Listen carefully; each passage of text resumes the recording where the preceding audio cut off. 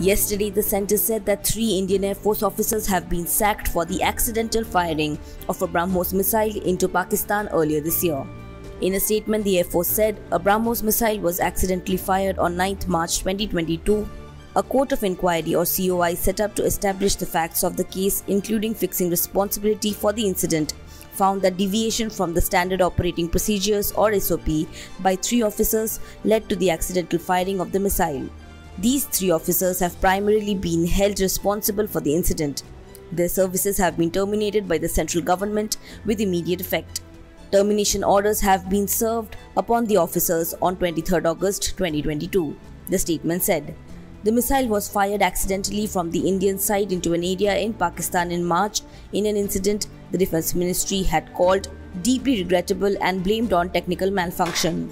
According to Pakistan, the missile flew more than 100 km inside their airspace at an altitude of 40,000 feet and at 3 times the speed of sound before it landed.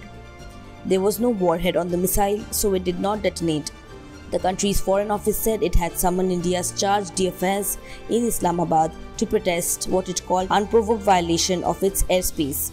Pakistan called for an investigation into the incident, which it said could have endangered passenger flights and civilian lives.